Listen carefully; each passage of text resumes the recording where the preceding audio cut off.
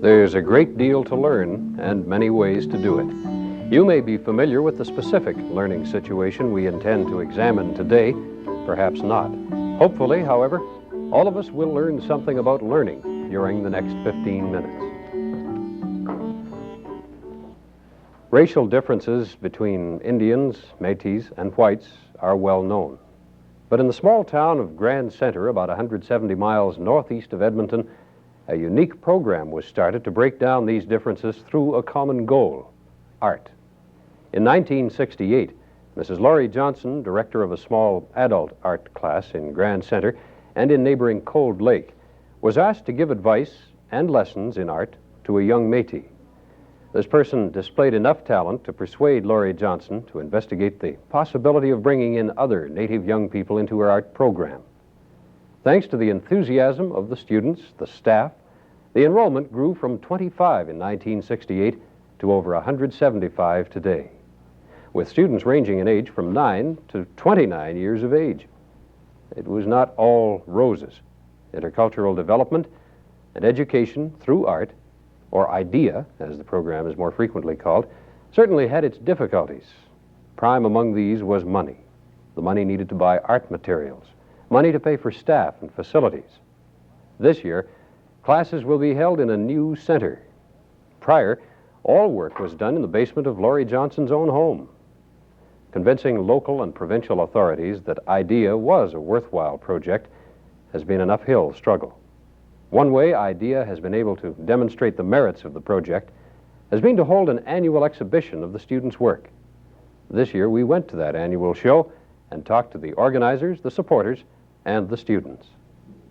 I think what made me think about this the most was there was so many programs designed for white middle class, it seemed. You know, there's a lot of craft programs, there's a lot of artsy things going on, but nothing really that concerns Native people, disadvantaged people, nothing at that grassroots level. You know what I mean? And it bothered me. It really bothered me in the sense that any programs that are held, they're held and brought, you know, say, come from Edmonton and brought into a locale, and the white teenagers and people participate, but Native people, disadvantaged people hold back.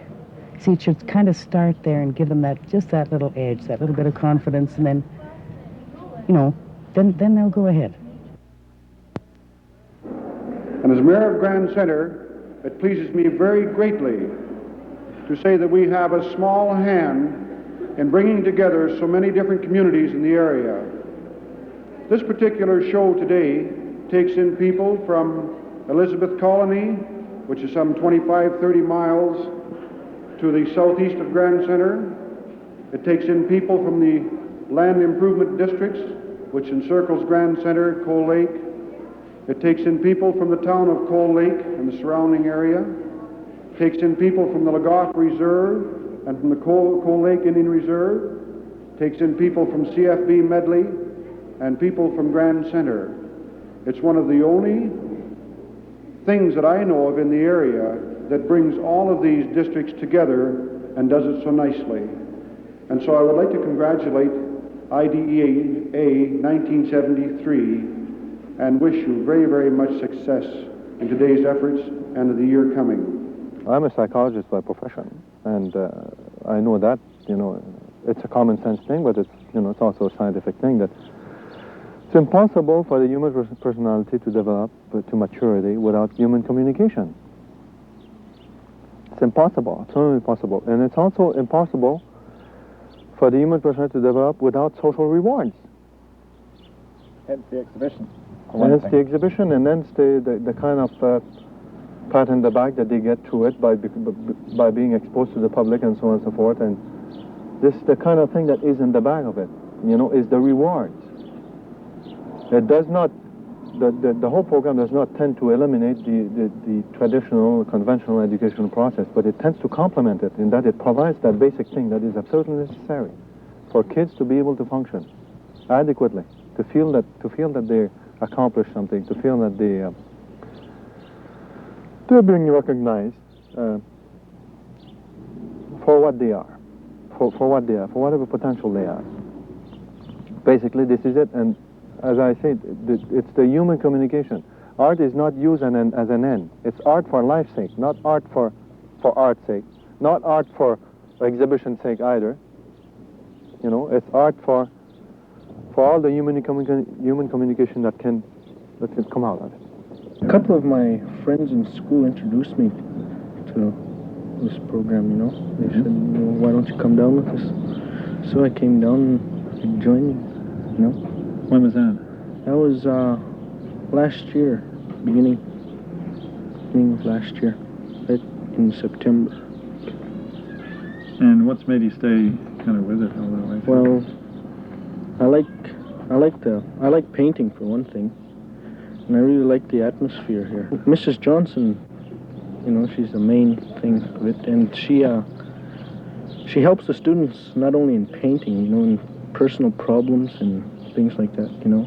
If, like, take example, if somebody gets into trouble with the police or something, she tries to help them, you know, to get out, tries to get them out somehow, you know. You have to really feel for something like this, and you have to let them know how you feel. Because if you're not really dedicated, and if you don't really feel this, they have the capability, they have an ability of looking right through you. They can really spot a phony, you know, but you have to really feel for something like this. We've operated on our really tight budget. The hassle has been convincing, I think, governments and the departments in government of the need for such a thing. The need for these kids to try to relate, you know, to get them starting to relate. Not just, not a crafty, arty club, but just let's get in there and let's get to know each other first. And then beautiful things happen. It's going to happen if you have that. I thought for a moment, as the Colonel said, we get the odd call from that girl, Laurie, and she says, Colonel. She doesn't say that to me. She says, Al, can you help me? And if I don't, the second call I can't repeat at the time, but she does a tremendous job. I would like to thank everybody that in some way, some small way, has been a part of this particular show, of the activities and the ideas, the ingenuity, the cooperation, the things that make this possible. And it reminds me of that slogan that the well-known motor company Ford used, we have a better idea. In Grand Center, you have the best idea. And it's my pleasure and privilege, on behalf of my wife and family and the Government of Alberta, to officially declare the third annual I.D.E.A Art Show open. Thank you again.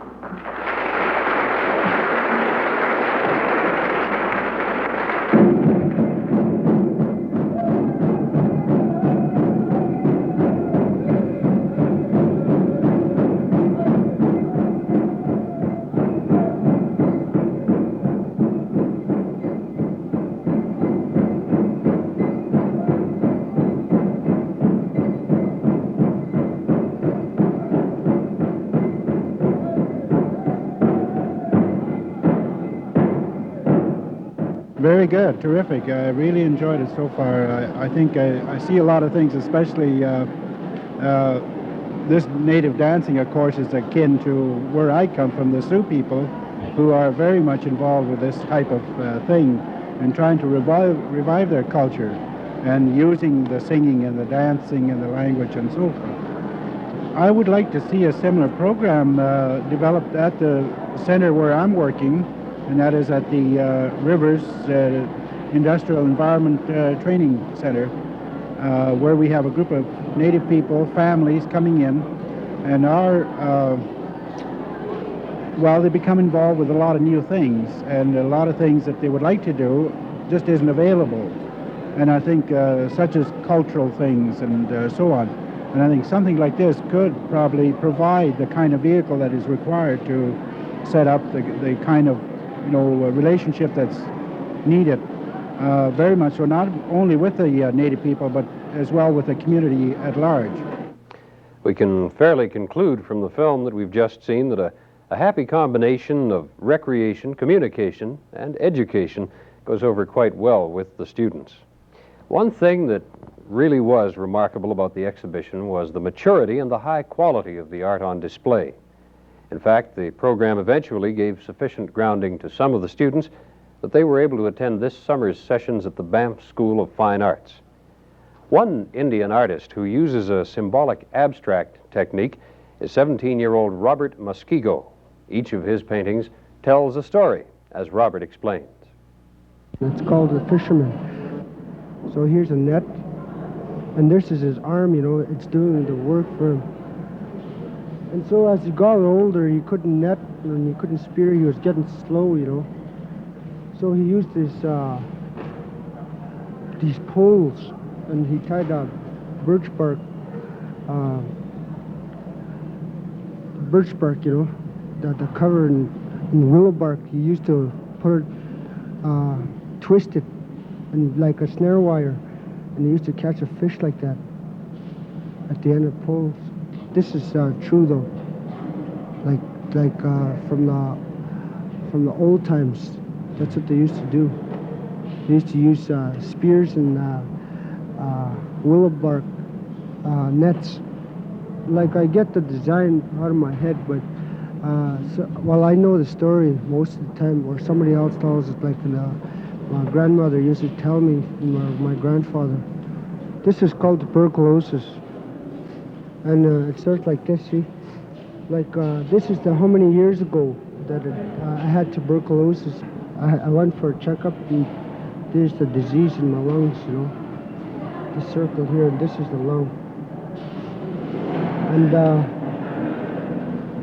I went three weeks after that from the Cold Lake Hospital here. That's just 3 weeks.